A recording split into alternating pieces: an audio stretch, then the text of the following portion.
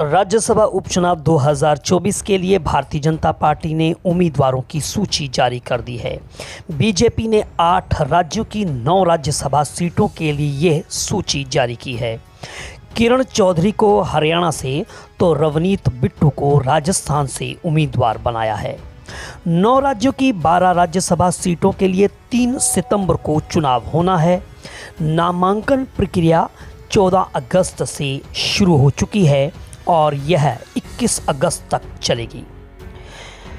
Party ने एक press release जारी करते हुए केंद्रीय चुनाव समिति ने अलग अलग राज्यों में होने वाले राज्यसभा के उपचुनाव के लिए जिन नामों पर मुहर लगाई है उनमें असम से मिशन रंजन दास और रामेश्वर तेली हैं, बिहार से मनन कुमार मिश्रा, हरियाणा से किरण चौधरी, मध्य प्रदेश से जॉर्ज कुरियन, महाराष्ट्र से धैर्यशील पाटिल, ओडिशा से ममता मोहंता, राजस्थान से सरदार रवनीत सिंह बिट्टू और त्रिपुरा से राजीव भट्टाचार्य को उम्मीदवार बनाया है।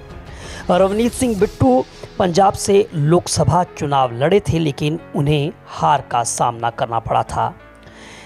पार्टी ने उन्हें राज्यसभा के लिए अब उम्मीदवार बनाया है। केंद्र में तीसरी बार जब मोदी की सरकार बनी है तब उन्हें बिट्टू को मंत्री पद की शपथ दिलवाई गई थी। आइए जानते हैं कि किस राज्य में कितनी सीटें और यह क्यों हुई खाली।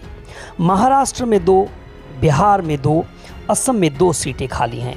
वहीं त्रिपुरा, हरियाणा, राजस्थान, ओडिशा, तेलंगाना और मध्य प्रदेश में 1-1 सीट खाली है।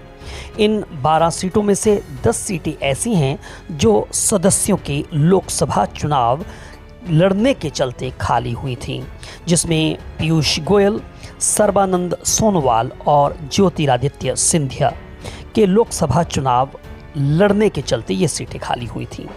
जबकि ओडिशा और तेलंगाना में राज्यसभा सदस्यों ने एक पार्टी से इस्तीफा देकर दूसरी पार्टी ज्वाइन की और इसलिए उन्हें सदस्यता से इस्तीफा दे दिया था।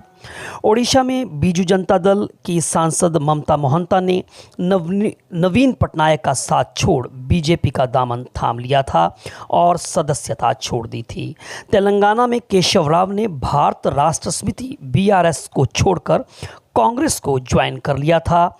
ऐसे में उन्होंने राज्यसभा सदस्यता छोड़ दी थी। बीजेपी को इस बार उम्मीद है कि इस उपचुनाव में उच्च सदन में उसे बहुमत हासिल हो जाएगा। विपक्ष की पहले अच्छी खासी संख्या उच्च सदन में रही है, जिसके चलते मोदी सरकार के कई बिल अटक गए थे। उसे अपने बिल पास करवाने के लिए या तो बीजू जनता दल या YS जगन मोहन रेड्डी की YS कांग्रेस का सहयोग मिल जाया करता था, लेकिन अब इन दोनों दलों के साथ बीजेपी के समीकरण जो हैं वो बदले हैं।